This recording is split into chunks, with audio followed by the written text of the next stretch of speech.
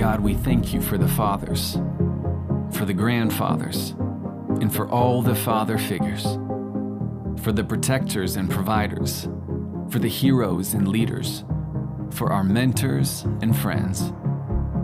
Today we ask you to bless them, to give them wisdom and patience, courage and kindness. We pray for all the sons and daughters to honor their fathers, to remember their wisdom, and to cherish their love. We pray for the fatherless and for those who have brokenness with their father. Show them a father's love through your love. Today, would you care for those who care for us and empower them for their holy purpose?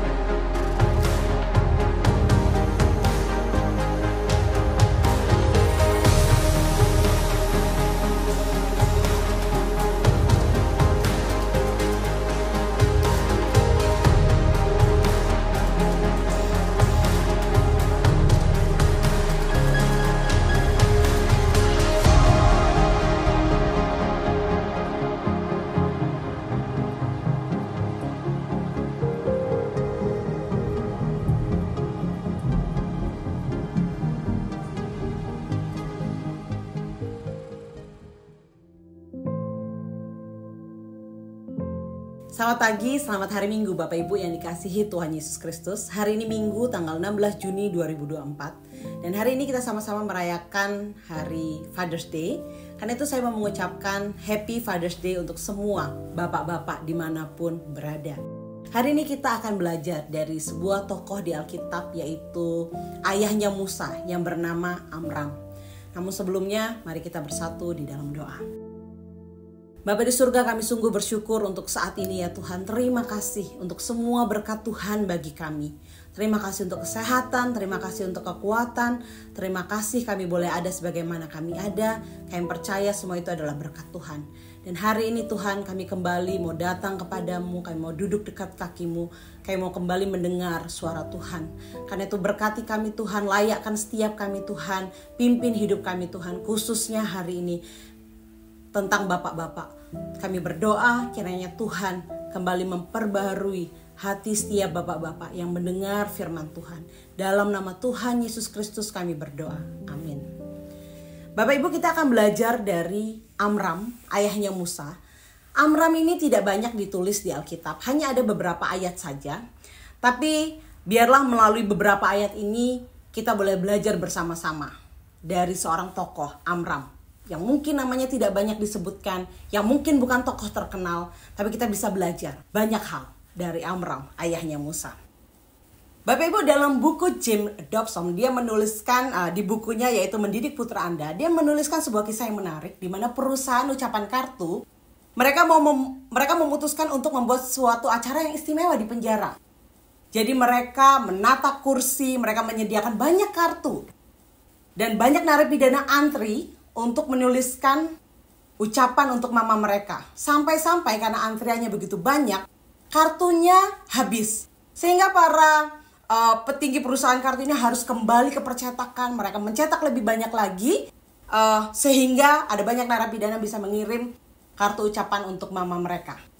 Karena momen ini menjadi momen yang begitu berharga, sehingga para petinggi ini memutuskan, wah kita harus melakukan sesuatu di hari Father's Day. Di hari Father's Day mereka datang kembali ke penjara, mereka juga menyediakan kursi, menata kursi, menyediakan banyak kartu. Tapi yang menarik adalah di hari itu tidak ada satupun para narapidana yang datang untuk menuliskan kartu untuk ayah mereka. Mereka penasaran dan mereka bertanya, mengapa kamu tidak menuliskan surat untuk ayahmu? Beberapa berkata, saya merasa tidak perlu untuk menuliskan kartu ucapan untuk ayah saya. Dan beberapa yang lain mengatakan, saya tidak tahu di mana ayah saya berada, bagaimana saya bisa menulis kartu ucapan untuk mereka. Bapak Ibu, ini merupakan satu kontras yang sangat besar sekali, di mana di hari Ibu ada banyak orang mau mengirimkan surat, mengucapkan selamat hari Ibu. Tapi ternyata di hari ayah sangat berbanding terbalik. Tidak ada, mungkin sangat sedikit orang yang mau mengucapkan selamat hari ayah. Tapi hari ini sebagai bapak-bapak, sebagai seorang ayah, tentu kita mau memiliki hubungan yang sangat baik dengan anak-anak kita, bukan? Saya sering kali bilang dengan suami saya, jangan sampai karena kamu sudah kerja dari pagi sampai sore, kadang lembur. Kerja begitu capek, berusaha menyiapkan segala sesuatu untuk keluarga, memastikan bahwa kami bisa makan, punya tempat tidur yang layak, apa yang kami butuhkan kami bisa beli. Jangan sampai nanti di masa tua kamu punya hubungan yang buruk dengan anak-anakmu. Jangan sampai di masa tua bahkan kamu aja udah gak bisa ngobrol lagi dengan anak-anakmu karena hubungan yang buruk. Bapak Ibu, tentu kita tidak mau sebagai seorang ayah tidak mau punya hubungan yang renggang, punya hubungan yang jelek, yang bahkan kayak orang asing dengan anak-anak sendiri. Itu sangat menyedihkan. Karena itu di hari Father's Day ini kiranya firman Tuhan ini boleh kembali memperbarui hati kita, khususnya hati bapak-bapak, untuk bagaimana hidup menjadi seorang bapak yang berkenan di hati Tuhan. Belajar dari Amram. Saya akan bacakan bagi kita beberapa ayat firman Tuhan. Yang pertama dari Keluaran 6 ayat 19. Dan Amram mengambil Yokebed, saudara ayahnya, menjadi istrinya. Dan perempuan ini melahirkan Harun dan Musa baginya. Umur Amram 137 tahun. Bilangan 26 ayat 59. Dan nama istri Amram ialah Yokebed, anak perempuan Lewi yang dilahirkan bagi Lewi di Mesir. Dan bagi Amram, perempuan itu melahirkan Harun dan Musa dan Miriam, saudara mereka yang perempuan. Ibrani 11 ayat 23. Karena iman, maka Musa setelah ia lahir disembunyikan selama 3 bulan oleh orang tuanya. Karena mereka melihat bahwa anak itu elok rupanya dan mereka tidak takut akan perintah raja. Hanya sedikit ayat-ayat yang menyebutkan tentang Amram, Bapak Ibu. Dan ada beberapa fakta tentang Amram. Yang pertama adalah Amram ini suku Lewi. Arti nama dari Amram adalah sahabat dari yang maha tinggi atau orang-orang yang ditinggikan. Dan Amram hidup pada zaman Israel, waktu itu diperbudak di Mesir dan mati pada usia 137 tahun sebelum bangsa Israel meninggalkan Mesir. Amram punya istri, nama istrinya yaitu Yokebed. Dan Amram punya 3 anak, yaitu Miriam, Harun, dan juga Musa. Bapak Ibu, yang menarik adalah anak-anak Amram, Miriam, Harun, dan Musa, semuanya adalah para pemimpin. Semuanya dipakai oleh Tuhan, melayani Tuhan. Musa, kita tahu sendiri, Musa memimpin bangsa Israel keluar dari Mesir. Harun menjadi imam Israel. Miriam disebutkan dalam Keluaran 15 ayat 20, dia adalah seorang nabiah. Bapak Ibu, menarik di sini, Amram bukan tokoh yang terkenal di Alkitab. Kita tahu dia hanya sedikit disebutkan. Tetapi melalui keluarga Amram, dia menghasilkan keturunan yang melayani Tuhan. Menghasilkan keturunan yang menjadi pemimpin. Pelajaran apa yang bisa kita dapatkan, Bapak Ibu? Tidak harus kita menjadi orang yang super kaya. Tidak harus kita menjadi orang yang sangat terkenal. Tidak harus kita menjadi orang yang punya semuanya untuk dapat menghasilkan, memiliki keturunan yang hebat. Amram orang biasa. Tapi ketika dia hidup, dikatakan firman Tuhan dalam Ibrani, dia beriman kepada Tuhan. Tuhan memakai keluarga ini untuk boleh memiliki keturunan-keturunan yang melayani Tuhan. Bukankah itu kerinduan setiap kita sebagai orang tua? Kita mau anak-anak kita juga hidup dekat Tuhan, anak-anak kita juga bahkan melayani Tuhan. Apapun bidang mereka. Mereka mau melayani Tuhan. Kita mau melihat Bapak Ibu, Amram pada saat itu berada di situasi yang sangat tidak mudah. Keluarga Amram berada di perbudakan Mesir. Mari kita lihat penderitaan apa saja yang dialami oleh Amram pada saat itu. Yang pertama dalam Keluaran 1 ayat 8 dikatakan, kemudian bangkitlah seorang raja baru memerintah tanah Mesir yang tidak mengenal Yusuf.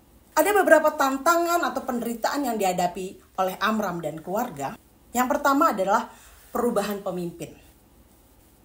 Amram telah mengalami 2 era yang berbeda, raja sebelumnya dan raja yang baru yang tidak mengenal Yusuf. Dan dikatakan raja yang baru yang tidak mengenal Yusuf ini, raja ini membuat keputusan-keputusan yang sangat membuat bangsa Israel menderita. Apa saja yang dilakukan Bapak Ibu? Mereka ditindas dengan kerja paksa, memahitkan hidup mereka dengan pekerjaan berat, yaitu mengerjakan tanah liat dan batu bata, dan berbagai pekerjaan di padang yang dengan kejam dipaksakan. Kemudian juga tidak hanya itu, tapi ada satu perintah tentang pembunuhan anak-anak laki-laki yang baru lahir. Pembantaian anak-anak bayi laki-laki dari orang Ibrani dengan melempar mereka ke Sungai Nil. Bapak Ibu, Amram berada di situasi oleh karena perubahan politik, situasinya sangat tidak mudah, situasi yang sangat berat. Secara pekerjaan dia berat. Dikatakan dipahitkan, dipaksakan kehidupan mereka, paksa bekerja begitu keras. Tidak hanya itu, keluarga dia juga terancam, anak dia terancam untuk dibunuh. Situasi yang tidak mudah. Saya percaya tiap-tiap zaman, tiap keluarga, khususnya seorang ayah, selalu memiliki tantangan-tantangan yang berbeda. Zaman di mana kita tinggal sekarang, Bapak Ibu, saya katakan bukan zaman yang makin mudah. Zaman yang makin sulit. Mungkin tantangannya bukan satu perintah dari negara untuk membunuh anak-anak kita. Mungkin bukan itu. Tantangan kita, penderitaan kita mungkin bukan membunuh anak-anak kita secara tubuh mereka. Tetapi ada banyak tantangan, ada banyak pergumulan, ada banyak penderitaan yang dapat membunuh karakter anak kita, membunuh iman anak kita. Paling nggak di Amerika sini Bapak Ibu, mengenai LGBT, bukankah itu sudah diperkenalkan kepada anak-anak sejak kecil? Media sosial. Kalau berbicara YouTube itu ada dua ya, YouTube untuk orang dewasa dan juga YouTube untuk anak-anak atau sebutannya YouTube Kids. Bahkan di YouTube Kids pun Bapak Ibu, ajarannya bukan ajaran yang benar. Banyak sekali unsur-unsur yang sudah nggak benar. Apalagi mengenai LGBT. Belum lagi Bapak Ibu, media sosial. Ini kalau anak-anak kecil, ini media sosial untuk anak-anak remaja. Orang tua sudah bisa dikatakan untuk kontrol anak-anaknya sudah sangat sulit. Ada banyak hal yang sudah tidak bisa dikontrol lagi oleh orang tua. Anak-anak sudah punya handphonenya sendiri, komputernya sendiri. Sehingga orang tua sudah tidak bisa mendeteksi lagi, ini anak-anak tuh kira-kira sedang apa yang mereka pikirkan, apa yang sedang mereka lakukan, apa yang mereka tonton, apa yang mereka hadapi, yang dapat merusak karakter mereka, yang dapat merusak iman dan kehidupan mereka. Bukankah tantangan kita juga sebagai orang tua tantangan yang berat Bapak Ibu? Sebagai seorang ayah mungkin harus bekerja 1 pekerjaan, 2 pekerjaan demi memastikan keluarganya cukup bisa bayar bill ini, bill itu. Sehingga lebih sedikit lagi waktu bersama dengan anak-anak. Bapak Ibu, ini tantangan secara umum, belum lagi tantangan di keluarga secara internal. Saya percaya tiap-tiap keluarga punya tantangannya sendiri, bukan? Dengan istrinya, dengan anaknya, keuangannya, masalah keuangan, masalah tempat tinggal, masalah hutang mungkin, masalah kesehatan mungkin, masalah anak-anak yang nakal, ada banyak secara internal. Bapak Ibu, tapi kita mau belajar dari Amram, bagaimana Amram bertahan dalam penderitaan. Segala penderitaan yang dialami ini dia bertahan. Bahkan Alkitab mengatakan bagaimana dia berusaha untuk menyelamatkan anaknya. Di tengah semua tantangan yang makin berat ini Bapak Ibu, peran ayah sangatlah penting. Kalau sering kita dengar, urusan mendidik anak itu adalah urusan mama, urusan mendidik anak itu adalah urusan ibu, saya setuju. Tapi bukan berarti ayah lepas tangan, ayah tidak melibatkan diri sama sekali. Ada sebuah kisah di Taman Nasional Pilanesberg di sebelah barat laut Afrika Selatan. Di sana para penjaga hutan melaporkan bahwa gajah muda ini makin liar, makin sulit dikendalikan. Biasanya mereka tuh sangat berani sama yang namanya kuda Nil. Bahkan mereka bisa menanduk kuda Nil sampai mati. Tapi ini ada yang aneh. Ketika laporan ini didapatkan, mereka coba berpikir bahwa sepertinya mereka telah merusak sistem yang ada. Tampaknya sifat agresif dari gajah muda ini disebabkan oleh karena di tempat itu mereka sedang mengurangi populasi gajah. Sehingga gajah-gajah yang dirasa sudah lebih tua, mereka bunuh semuanya. Sehingga tinggallah gajah-gajah muda ini tanpa ada gajah yang lebih tua. Nah biasanya dalam keadaan yang normal, gajah yang lebih tua ini akan selalu melindungi gajah-gajah yang lebih muda.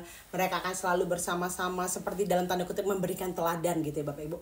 Memprotek adanya kasih sayang dari gajah yang tua ke gajah yang muda. Ketika gajah yang tua ini diambil, dibunuh, tinggallah gajah yang muda ini. Sehingga terjadilah perilaku agresif ini. Bapak Ibu, begitu juga dalam kehidupan anak-anak.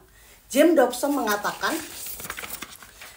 di dalam Pusat Nasional bagi Anak-anak Bidang Kemiskinan berkata demikian, anak lelaki tanpa ayah berjumlah 2 kali lebih banyak terlibat dalam kasus keluar dari sekolah, masuk penjara, dan 4 kali lipat yang membutuhkan perawatan bagi masalah emosional dan mental.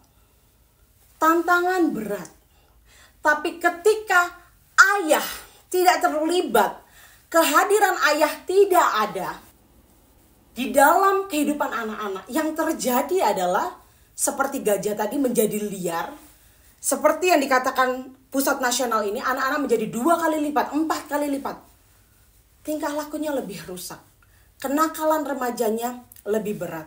Oleh karena itu peran sebagai ayah sangatlah diperlukan dalam kehidupan anak-anak. Bagaimana Amram dapat bertahan di dalam penderitaannya. Amram dan istrinya mencoba apa yang mereka bisa, semampu mereka, Bapak Ibu. Mereka menyembunyikan Musa semampu mereka, sampai dikatakan dalam Keluaran 2 ayat 3. Tetapi ia tidak dapat menyembunyikannya lebih lama lagi. Mereka berusaha semampu mereka sampai sudah tidak bisa lagi. Sebagai orang tua seringkali kita berusaha melindungi anak-anak kita semampu kita. Kalau bisa gak terpengaruh ini, dilindungi dari ini. Sebisa gak nonton yang ini. Sebisa mungkin gak yang ini, ya gak ini.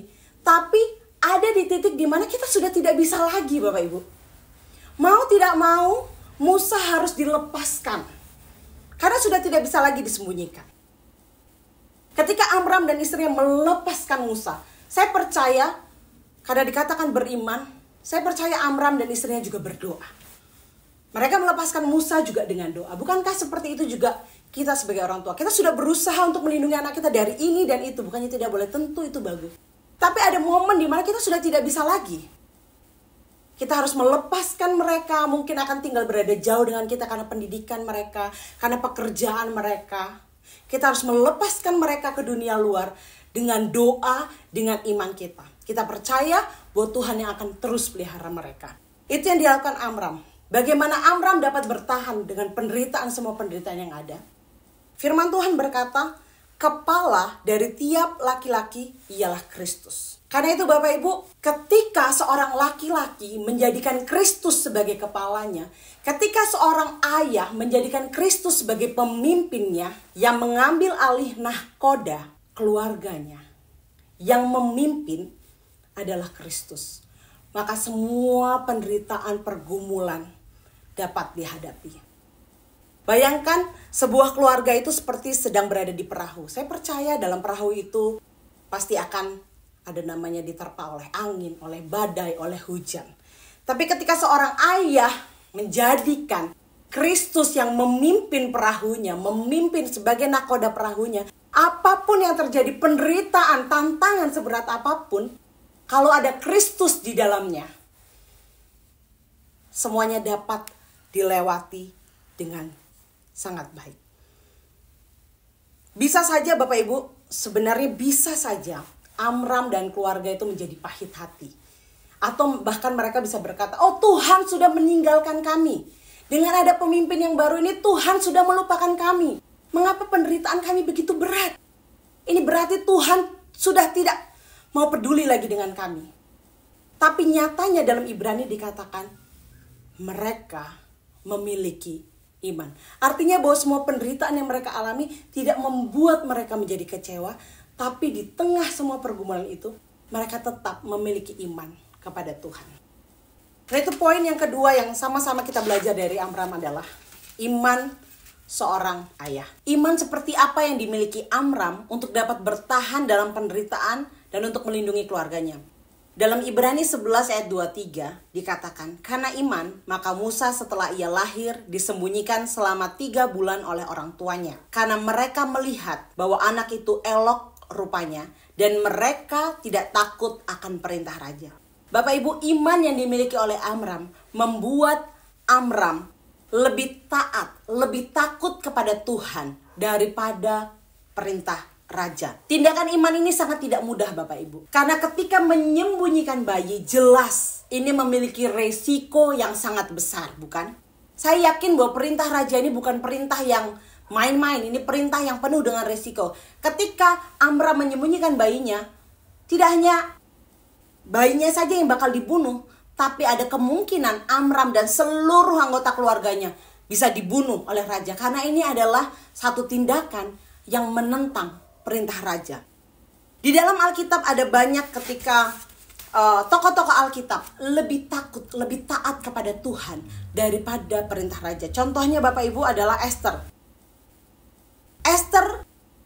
Iman Esther membuat dia berdoa, membuat dia berpuasa sebelum dia bertemu dengan raja. Iman yang dimiliki oleh Hananya, Misael, Azaria atau Sadrak, Mesak dan Abednego membuat mereka berani menentang perintah raja. Dan mereka lebih memilih dimasukkan ke perapian yang menyala-nyala daripada mereka harus taat tunduk kepada perintah raja. Daniel lebih memilih tetap berdoa seperti yang biasa dia lakukan. Dan dia tahu resikonya dia akan dimasukkan ke lubang bersama dengan singa daripada dia harus taat kepada perintah raja. Bapak Ibu, tindakan iman yang dilakukan Amram menyembunyikan Musa dan juga tokoh-tokoh yang lain ini merupakan tindakan iman yang berani mengambil satu keputusan, satu tindakan meskipun mereka tahu resikonya seperti apa.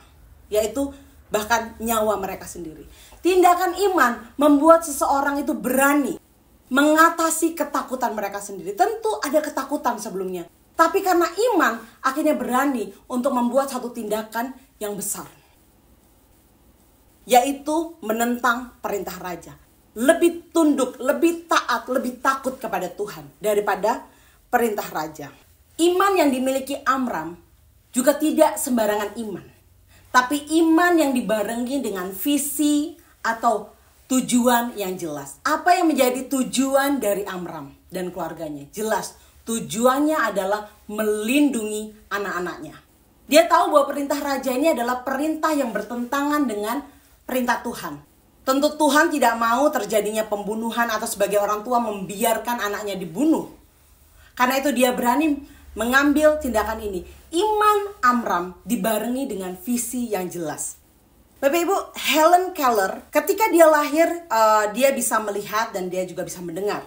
Tapi ketika dia berusia 19 bulan, dia terkena penyakit yang membuat dia akhirnya menjadi tuli dan juga buta. Nah, Helen Keller ini sudah dapat banyak penghargaan, dia mendirikan banyak yayasan Bapak Ibu ya mengenai yayasan untuk orang tuli dan juga orang buta. Nah, suatu kali Helen Keller ini pernah ditanya, apakah ada yang lebih buruk daripada menjadi buta? Jawabannya ya, ada. Yaitu orang yang paling menyedihkan di dunia adalah orang yang punya penglihatan atau orang yang bisa melihat tapi tidak punya visi.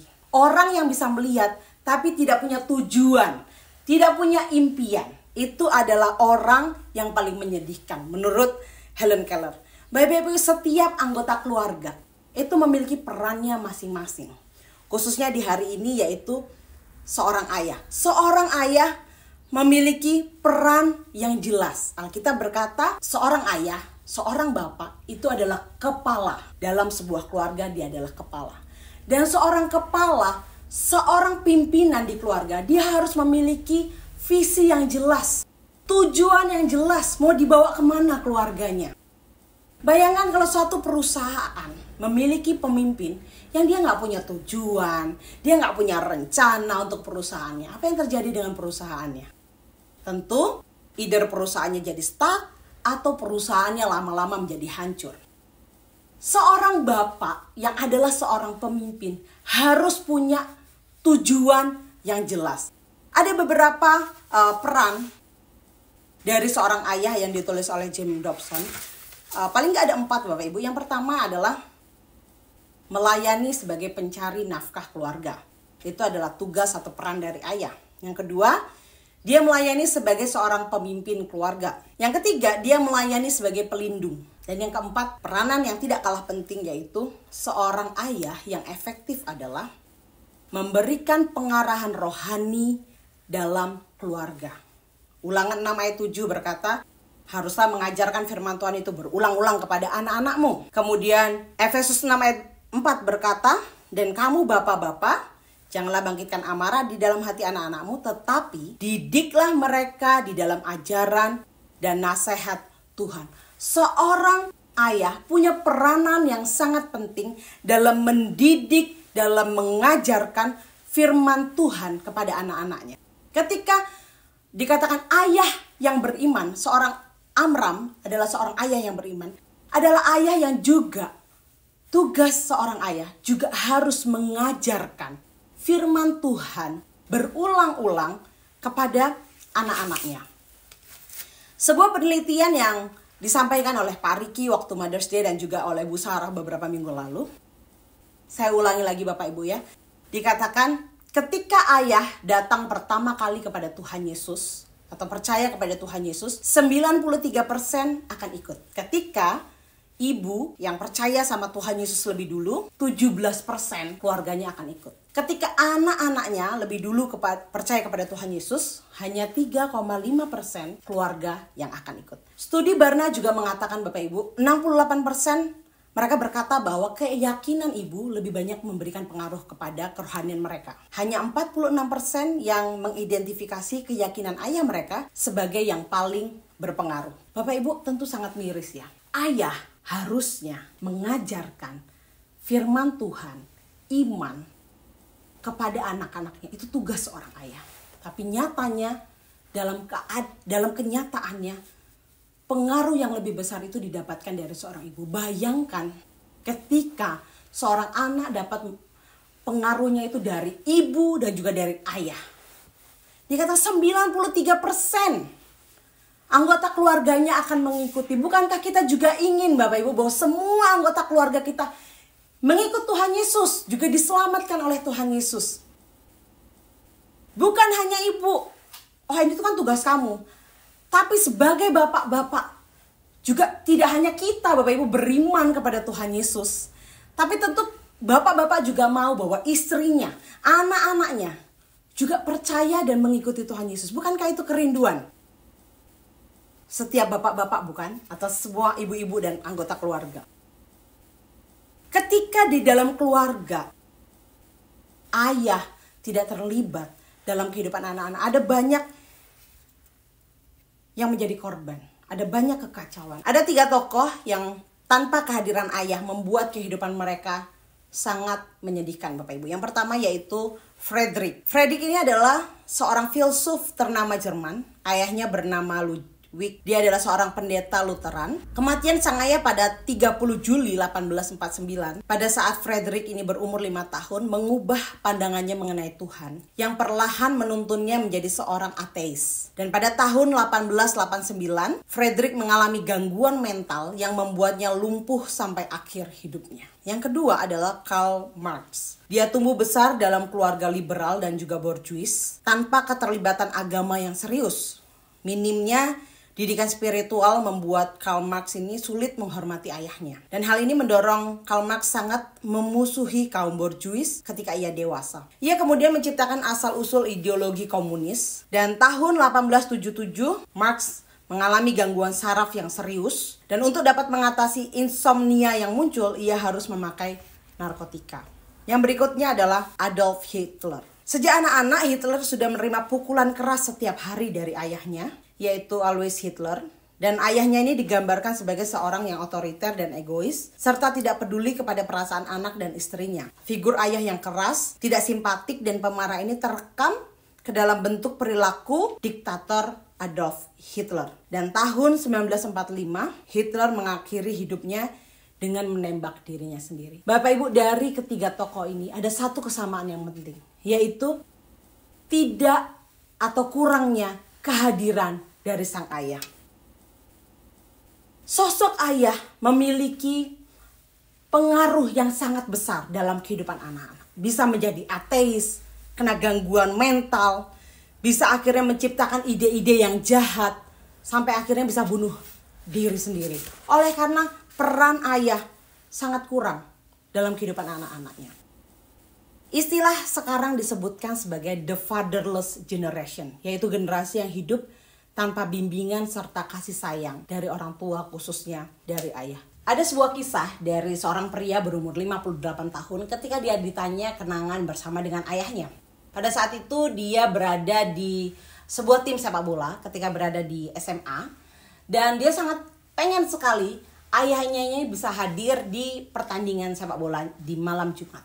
Dan dia berkata kepada ayahnya, maukah engkau hadir di malam Jumat untuk melihat pertandingan saya? Ini adalah pertandingan yang penting karena timnya itu masuk ke kejuaraan, mengikuti pertandingan kejuaraan tingkat nasional. Tingkat negara maksudnya. Kemudian sang ayah berjanji untuk hadir. Ayahnya ini adalah seorang pendeta, orang yang sangat sibuk dan bisa dikatakan dia hampir tidak pernah hadir dalam kegiatan apapun yang dihadiri oleh anaknya ini, yang diikuti oleh anaknya ini.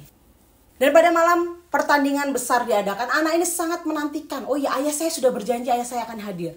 Dia sangat menantikan. Dan pada saat malam itu dia baru mulai pemanasan, ketika tiba-tiba dia lihat ayahnya hadir. Ayahnya hadir pakai jaket resmi bersama dengan 2 orang yang lainnya juga yang pakai pakaian resmi.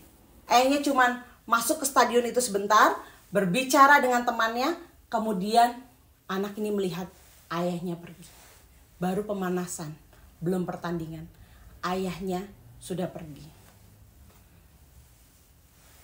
Momen ini sudah 40 tahun sejak malam pertandingan tersebut berlalu. Tetapi perasaan penolakan, kekecewaan itu masih terus dirasakan oleh pria berusia 58 tahun, Bapak Ibu. Kehadiran ayah adalah kehadiran yang sangat penting. Sampai ada istilah fatherless generation. Bukankah ini hal yang sangat sedih, Bapak Ibu? Ada banyak generasi-generasi, ada banyak anak-anak yang kehilangan sosok ayah dalam kehidupannya. Ayahnya ada, tapi kehadirannya, tapi perannya tidak dijalankan. Padahal khususnya sebagai seorang Kristen, ayah seorang Kristen, dia punya peran yang sangat berat.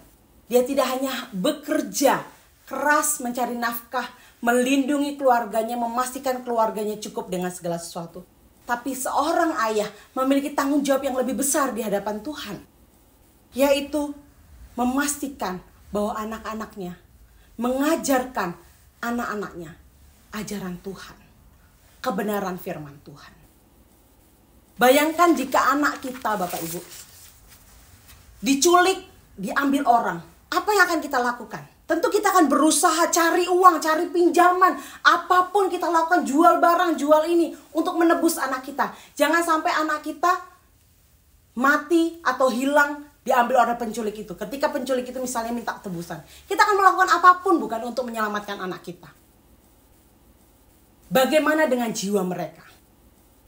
Apakah kita juga akan berusaha, apapun juga akan kita lakukan untuk melindungi anak-anak kita? Kalau Amram dan keluarganya, dia melakukan semampunya, sebisanya untuk melindungi anaknya, jangan sampai anaknya dibunuh. Bagaimana dengan kita? Apakah kita juga berjuang sama kerasnya untuk melindungi anak-anak kita? Mungkin bukan nyawanya yang terancam, bagaimana dengan jiwanya? Bagaimana dengan imannya? Sudahkah kita berjuang sama kerasnya? Agar anak-anak kita tidak diambil oleh kuasa jahat, kuasa oleh iblis, dan mereka tidak mengenal Tuhan, atau mereka tidak mau mengenal Tuhan oleh karena kita tidak hadir dalam kehidupan mereka. Sebagai cerita penutup, Bapak Ibu, ada sebuah kisah di tanggal 7 Desember 1988. Pada saat itu ada gempa bumi di bagian barat laut Armenia. Gempa ini menyebabkan 25.000 meninggal dunia. Setelah guncangan gempa ini, seorang ayah cepat-cepat pergi ke sekolah anaknya. Pas sampai di sekolah anaknya, gedung sekolah anaknya sudah runtuh. Tapi dia ingat janjinya. Dia selalu berkata kepada anaknya seperti ini, tak peduli dalam kondisi apapun, aku akan selalu ada untukmu saat kau membutuhkan ayah. Dia datang ke sana, kemudian orang-orang bilang, para petugasnya bilang, kami sudah berusaha mencari, tapi tidak ditemukan lagi anak-anaknya. Atau kemungkinan mereka sudah mati.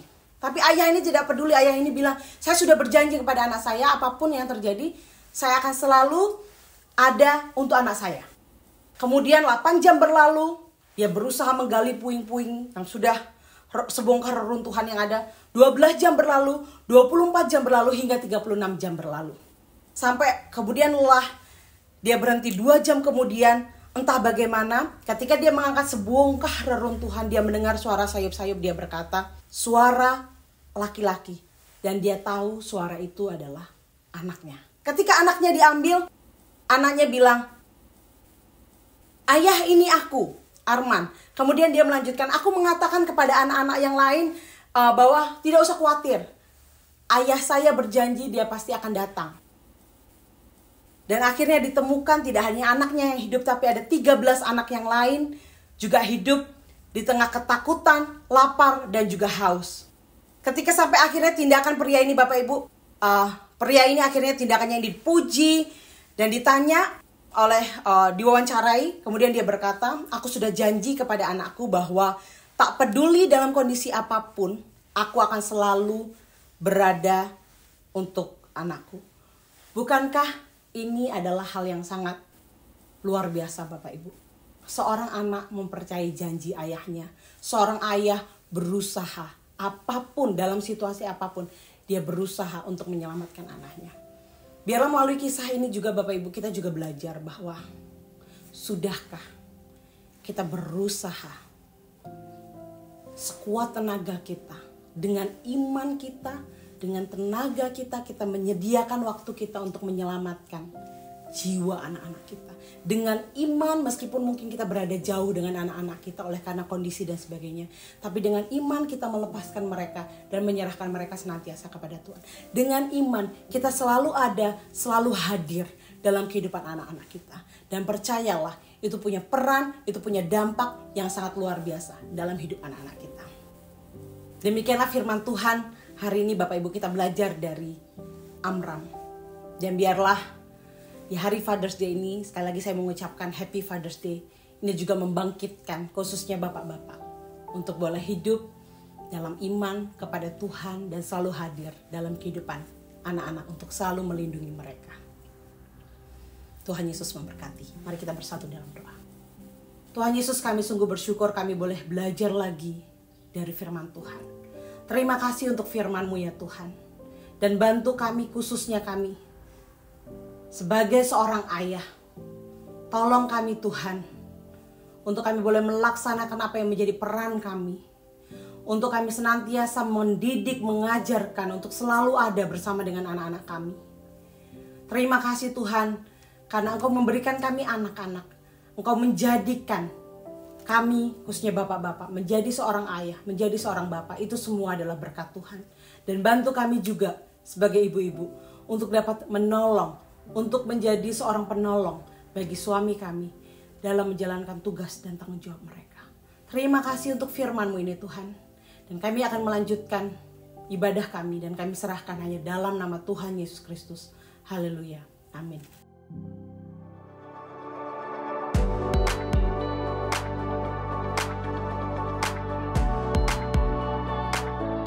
Baik Bapak Ibu semua, kita akan menutup ibadah kita pagi hari ini.